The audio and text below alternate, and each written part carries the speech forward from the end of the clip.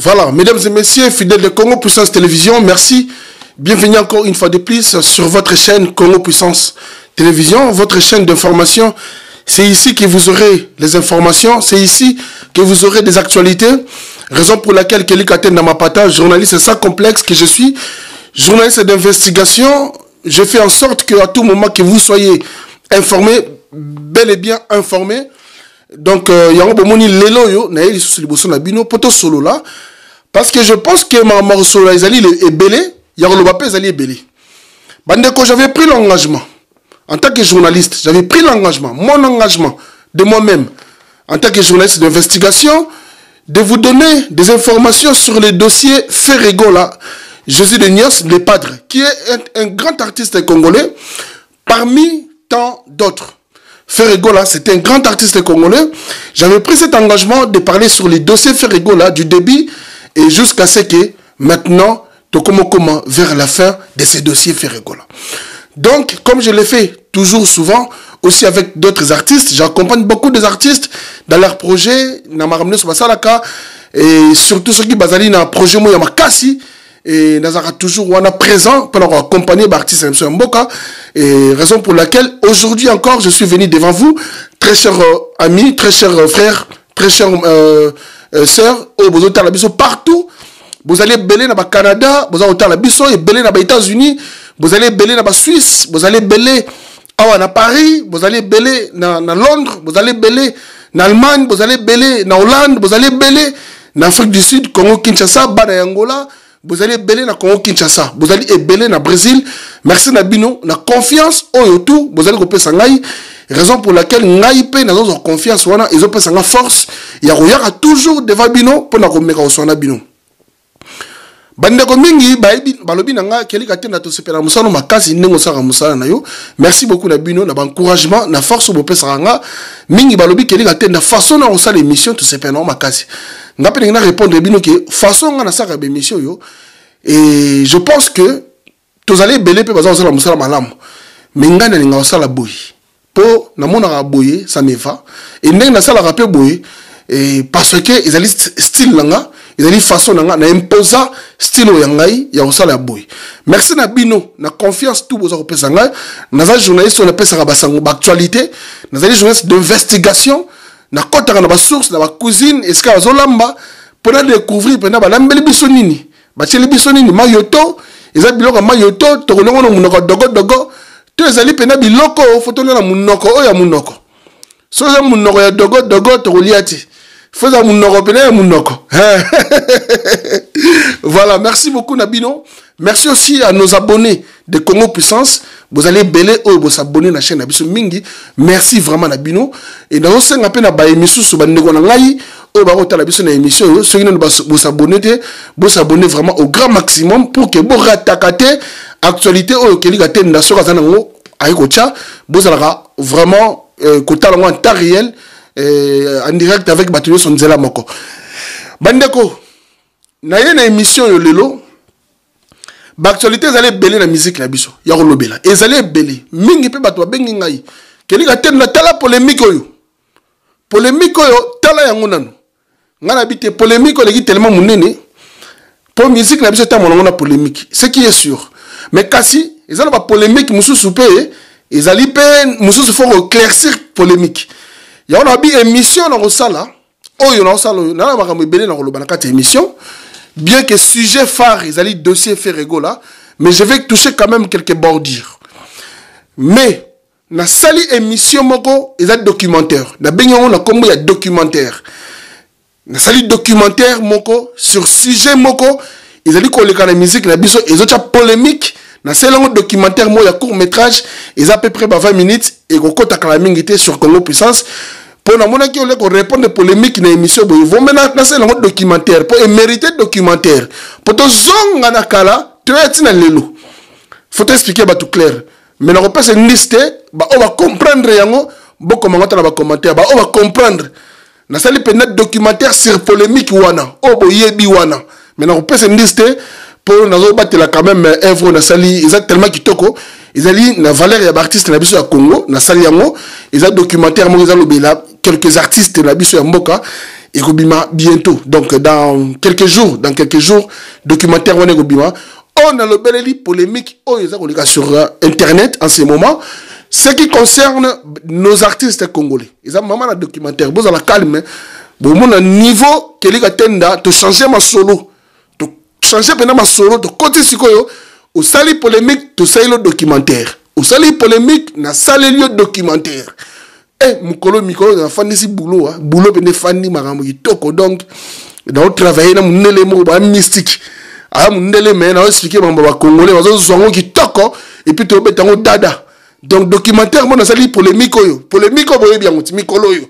Et le bami le bien après trop dimanche le bami samedi le bama kezo le bama kaka. Boye bi polémique un peu comment le ba commentaire. Très chers amis internautes, je suis venu devant vous pour tout le monde sur internet, batu batangi, batu balobi, batu bamoni, tout le monde sur avocat et fait rigole à les padres. Je suis de Nyons,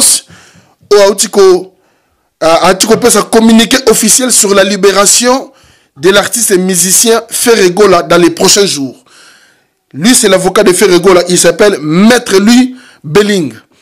Bandeko avocat ou ya ferré, aza maman na avocat ya munene na mboko na France, mundele oyo, Maître Louis Belling. Omoni ngai avana osa l'émission, na kenda na Google, bino bino ke na Google, bobeta kaka Maître avocat Louis Belling. Bomona asambisa ba procès ya minene ya ba valene ba procès 100 jours ya Congo. Aza maman na avocat et puis botala, bokota botala. Ezala na Google hein. Botala caché na yazoka combien na dossier moko botala caché na yazoka combien parce que azala avocat ba peine il y a peine pénitentiaire botala yazoka combien azala avocat cher ya kosakanate akutaka trop cher ya kosakanate nga ezala Google na loba beta na Google Maître Louis Belling otala na Google omona avocat oyo azali asambisa ba dossier na France oyo ezali ba dossier moko médiatisé ba dossier zo le kana ba TF1 ba dossier sur le BFM télévision et sur le CNews bota la Maître Belling beta na Google na un téléphone beta Maître Belling au mona kende cliquer ta image ou cliquer vidéo otala ba interview à ça là azali maman na grand avocat parce que tant on a ebisa ki batu bazali ko tshaba commentaire ferré azana avocat ya congolais na le but que ba avocat ba congolais bazali mabe.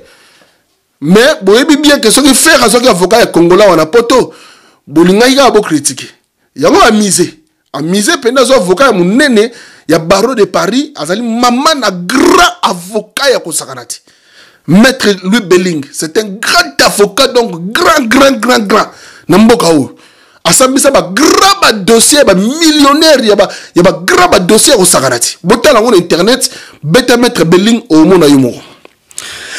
Bandeko, depuis dossier où il a fait Rebandaki, n'a aucun engagement, parce que je suis journaliste, je suis libre.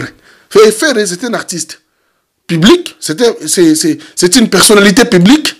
Donc, moi, étant journaliste, n'a pas de information, il y a seulement d'investigation. Oyo ngai keli gaten dans la salle pour la journaliste d'investigation. Depuis le dossier à Ferré, Oyo, n'a bandaki kopé sabino ba information à temps réel, malgré batuna soloka. Batna mitema mulili, batna mutema ya zabolo. Ba page Facebook, na ba journaliste mitema mwindu. Baza ko pesa ba information oyo, baza tana mukelekete fourmi ya information te. Mukelekete fourmi ya information baza la ngote. Baza pe na place baza information wanati. Mais baza commande tout et n'importe quoi. Baza lo ba tout et n'importe quoi. Tout ce monde. Nga pe na so monde, mais chacun est libre. Qu'est-ce que tu veux? Nga na ko éduquer batna ba jo ba komi nango. Na teki bango basala o bazo sala soka za journaliste lokuta bandeko parce que ngai na fina nga eloko na boya loko lokuta ete na linga te ba kosanga na linga pete ki na kosa et surtout que le travail que je fais c'est un travail noble. Je pense pas que je passerai devant ma caméra comme ça na ina plateau na telemi pour na sona bino mena sona lokuta et simbarate pas na nga lokuta pende le karaté. Alors na zai ko pesa no évolution na tangisa ki bino misapi Butanga misapi. Butangi misapi maboko. Butangi misapi makolo. Et sili. Je pense que c'est là qui. Mais mikolo etikali ya kutanga.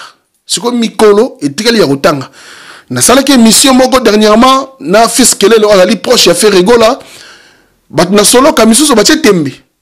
Na nosaki ke faire Gola a robima le 15 août. Oyo, on a zo benga batutu. O alingaka faire, alingaka artiste na biso mboka. Et puis na benga ba Gaulois, na zo benga ba mélomane de la bonne musique. Parce que faire, il faut que je vous rappelle que c'est un artiste congolais, purement congolais. Ça veut dire c'est qu'à faire azalaki na prison wana na likambo akotaki zaki penda likambo yo biso nyonso tokozala lelo soki faire abimi tolakisi amour wana ko yambaye to yambaye après tozongi na ba clair na biso tozongi oya zongi na ya zongi na ndenge zalaka mais ezala moment journée ya esengo oyo eza le 15 août oyo au date officielle faire Gola Robima nalingi na épinglé eloko moko par rapport à date à le 15 les jours à venir les jours qui viennent Nenge Maître Belling, l'avocat de Faire Gola dit. Ça veut dire, ça peut être demain. Mais, moni mundelea, na mboka o na France, bato baebi makambo baebi, ba bakenda ba prison, to baebi loi. Bon, biso to yebi na ba loi mingi te, mais to courtois quand même bato baebi mwandambo. Soki batieli o date le 15 na mukanda ya mundele, ça veut dire que ekoki pe kozala paix avant. Alors, avant on a tâtonnement. On n'est pas sûr. Que à quoi le 8, le 7, ou le 9, ou le 10, ou le 11, ou le 12. Bon, le la date officielle, ils allaient le 15. Il y a moyen de maintenir date à le 15 août qui fait Gola Robima. Voilà. Ça peut être avant. Et cause à le 9, et cause à le 10, et cause à le 11, et cause à le 12, et cause à le 7. Mais date officielle, on a un kanda, on va payer, on va remettre, faire une maboko, on a kenda qui signé. A signé qui pour sortir le 15. Mais ça peut être toujours avant. Ce qui a, bon, de toute façon, Ferry se comporte bien. Sur Azanika calme. Le 9, le 10, le 11. À quoi qui cause année, ben de banda. Mais au lieu de passer notre date, boulouyeki. Le 9 est à Robima. Tous les 9, le 11, tous les 14, tous les. Et comme un brima. Alors, tu l'as dit, on va commis. Le 15. N'est qu'on a la date offerte à Robima. Na évité organisation na une émission na expliquer bien comment ça va se passer. Bandeko na sujet on a loba awa, on préliminaire, mais avant de commencer on a loba awa. Nazo senga na bino pena bo s'abonner maximum na Congo Puissance. Na repesa pe mbote nanu na bay o yangai o balinga keli katenda. Na Jérès Mabiala, la force tranquille. Jérès Mabiala wana yaza na Grèce. Bateau tout balinga faire Gola na Grèce. Il y a le président na Bango. Je reste ma bien là, la force tranquille na kata Grèce. Na pese mbote ndegonanga, na pese mbote na PDG Pambukidi. PDG Pambukidi, le multimillionnaire angolais. PDG Pambukidi na pese mbote makasi, hein, le multimillionnaire angolais. PDG Pambukidi na pese mbote na mon frère propre, Pati Niembo, papa Nazana. Pati Niembo. Papa Nazana, babi Zalaka abongo nungo Zalaka. Bourgeois toujours, Zalaka abongo.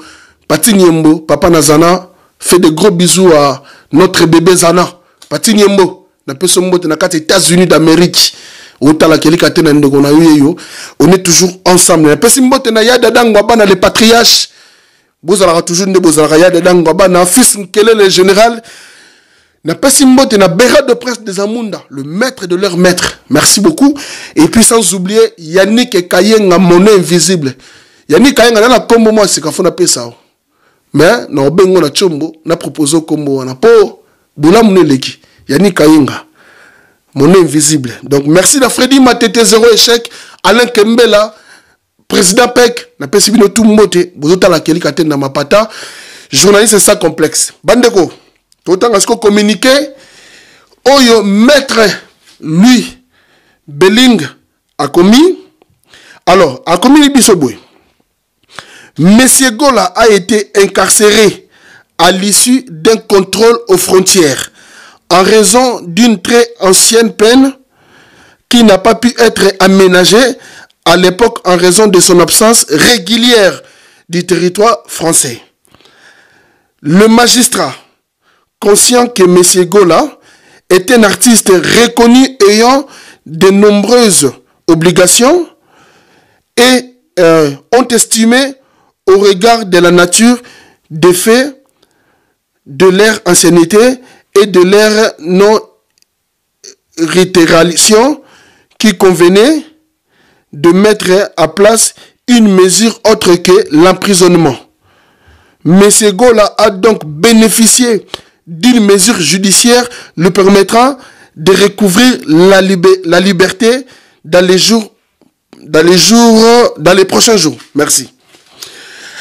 Alors, Bandeko, donc ça veut dire que Frère Gola sera libéré dans les prochains jours. Dans les prochains jours, ça veut dire ça peut être demain. Message Oyo, Maître Belling.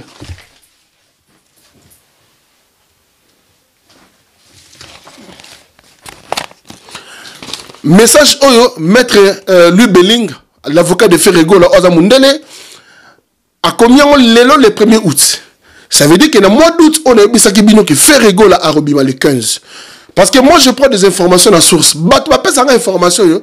Bazali batu oyo bazali ba proche ya Frère Gola na ba famille ya Frère Gola que moi j'appelle nengeni situation nengeni nazali journaliste d'investigation. J'ai pas appelé 15 personnes autour de Frère, 15 personnes avant d'aller à la télévision. Bon, il faut confirmer on son qui 12 personnes va passer même parole au balobi yango na yé na ko sala émission nazo ka engagement ya ko sala ba émission sur ces dossiers de Frère Gola. Raison pour laquelle je continue parce que bomoni bato lokuta baza mingi na internet to chaque date le 15 bato biso balobi te Frère Gola bakanga na bango Frère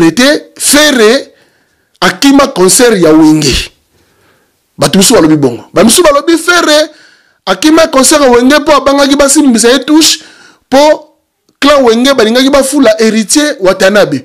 On a polémique, bazo créer, bazo fabriquer, bazo préfabriquer même polémique autour des artistes. Batumsu balobi Frère Gola. Et ça bakisi na ye. Bakisi ne senga ki bongo abatama ali momuke. Wana batu na soloka. Batu muitema mulili, batu yo bafani liboso na ba ordinateur na bango na ba page na bango ba Facebook koko mara lokuta. Batumsu balobi Frère Gola abeli liboma.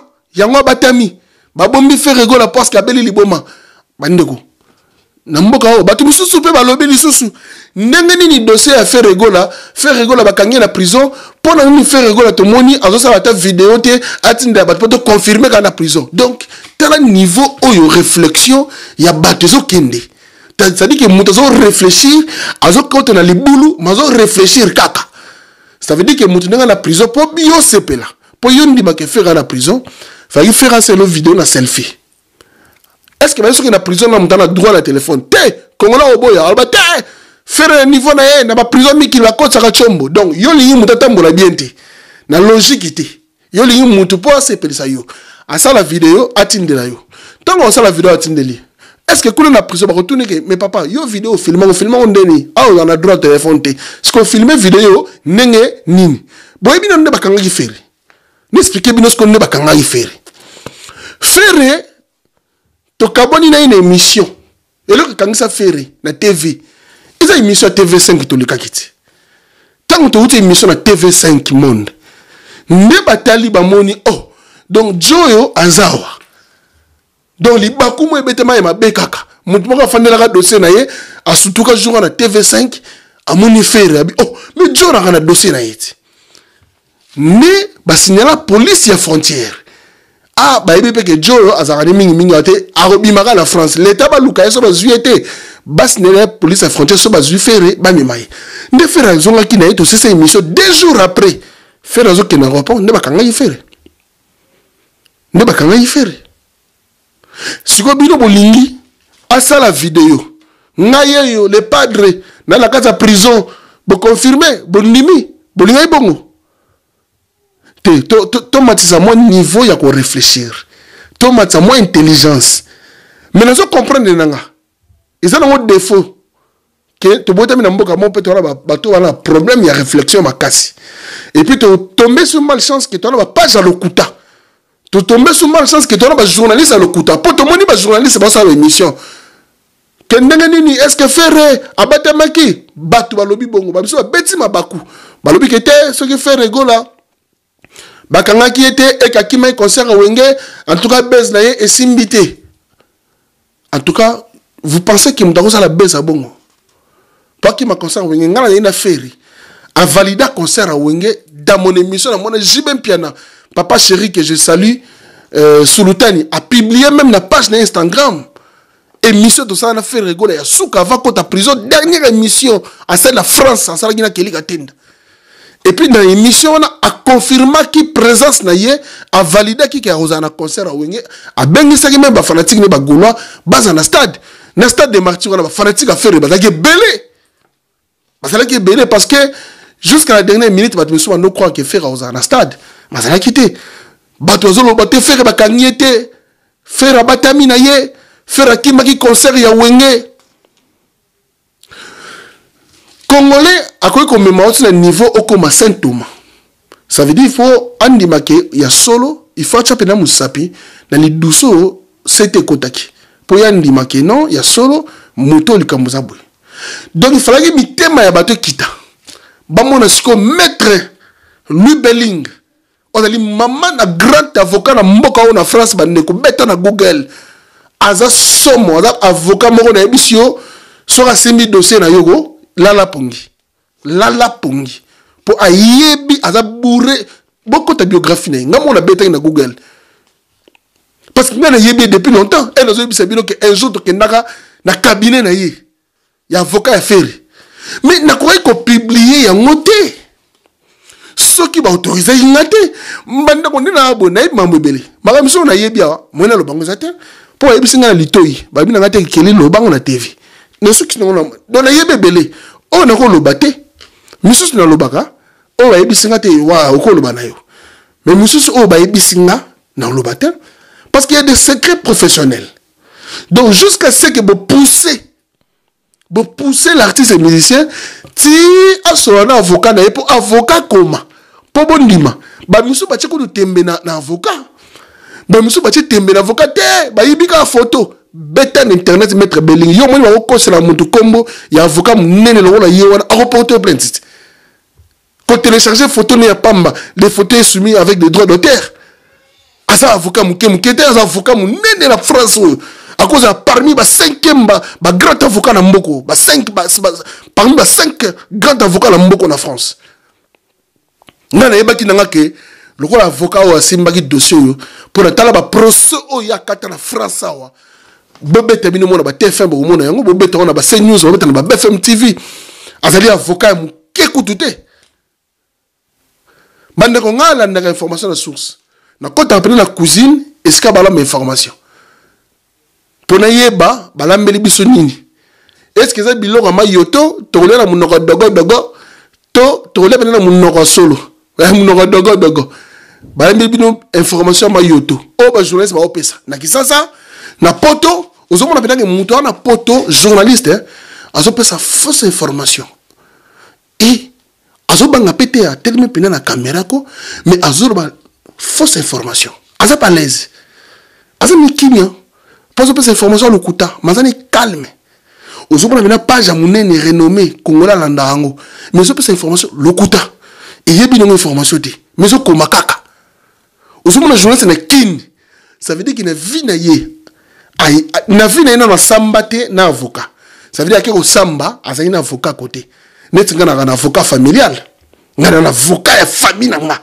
ya ngai na mosi na nga na bana na nga et protéger nga na futa assurance wana tous les fins du mois na futa assurance pour on ne sait jamais et c'est que le camerounais là yo ebité pour que nous on mettre Belling boy au bimi ça va 50 000 € et mais tant qu'on futa assurance na yo na avocat na yo au cas où on a problème ils ont coûté ba valeur à 50 000 local les assurance et avocat nous on a prêt pour les cam na assurance et avocat na 3 thèmes na 3 thèmes na zo mais on dévoilant la TV na zo pour me protéger na quand même personnalité publique et puis na zo justement pour ma petite famille aussi ma femme et mes enfants donc c'est comme ça que moi me voilà ce que tout le monde a kin journaliste mon a kin ba journaliste mo na kini ba sala ba émission na kisasa na vie na ina na samba na avocat na jamais un jour à samba na avocat mais baisser le détail à maman qui avocat surtout encore le pur ya poto la France attend munda boakati asambata na offra na avocat na yemo boita cha epoa mais azo beta li solo ya bo monique bo pousser même fait rigola que avocat na ye atteint les documents à publier pour bon dima. Je pense que mitema batuske ekiti bo confirmer que fait rigola est en prison. Mais il en est là bas bandeko. Retenez ceci. Ferré, c'est un artiste, mais il a une façon de vivre. C'est comme si, à raisonner, il regarde les gens de loin. Tout ça, on appelle Ferré Bima. Pour la musique, comme elle polémique, ils ont mis ma casse à la musique. Ferré peut faire Bima, car pour tout ça, ils sont polémique. Tout mettre un match ensemble, pour ça va bien. Moi, je soutiens beaucoup des artistes. Hein. Je soutiens beaucoup des artistes. Dans le banc, toujours que je ne fais pas partie.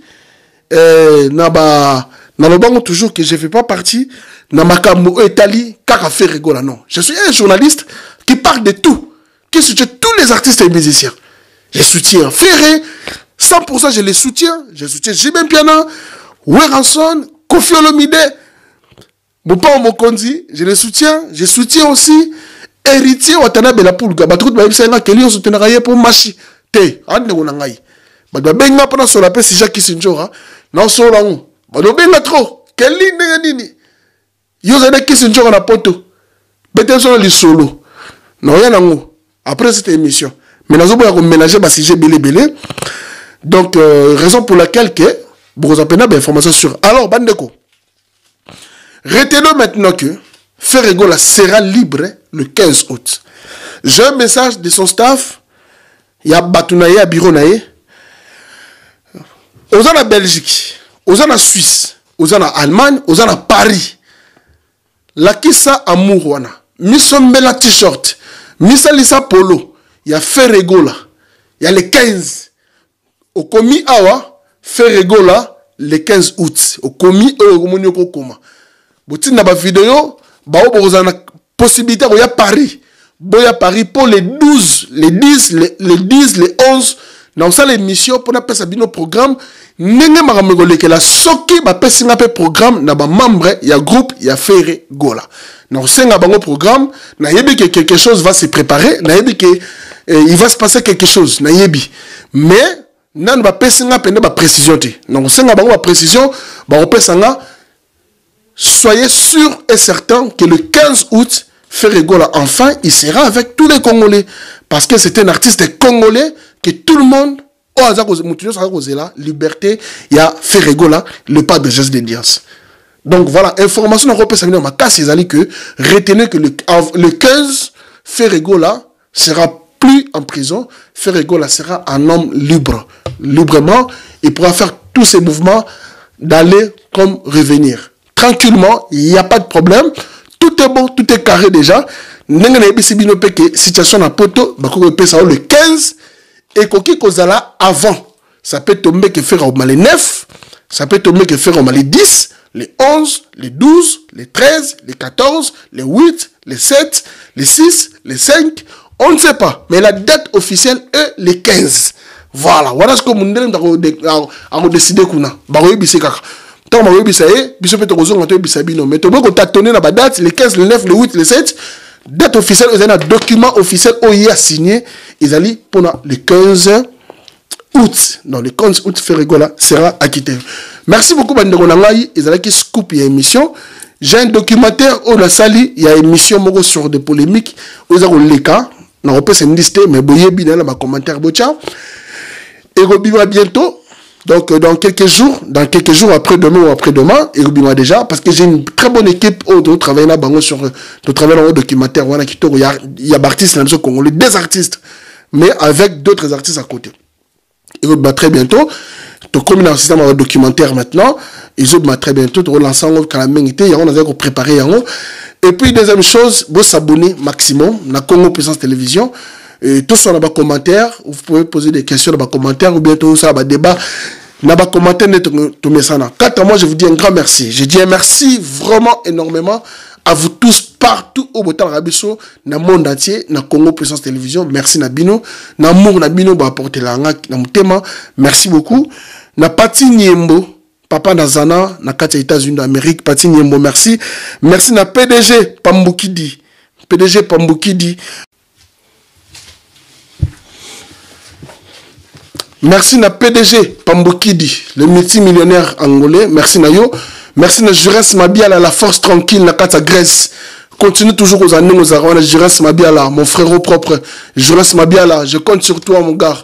Jurès Mabiala, sans yo Moboulou. Merci na Pati Niembo. Merci na Freddy Matete. Merci na Yannick Kayenga, mon nom invisible. Merci à toi. Merci na Yadada Ngobana, les patriarches. Merci na Président Pek, Alain Kembela. Merci na Bino surtout, Batbolinga Kelly Katenda. Merci na Bino vraiment ébélé. Merci na Fils Kelele, le général. Merci na Empereur Moke de Brésil. Merci na yo. Aux auteurs la Bisso depuis Brésil. Merci na yo. Et puis sans oublier, merci na Bino surtout, na Amour, Boza, Kopesa. Na Kelly Katenda Mapata. Na Robosa na Pété, na Pesa Mote. Na fondation ya Maman na Bisso Nadine. En tout cas, les fondation moko kitoko na kati ya Congo wana, eza ko salisa pena batu mingi, eza ko aider batu, ezali ko sala makama malamu makasi.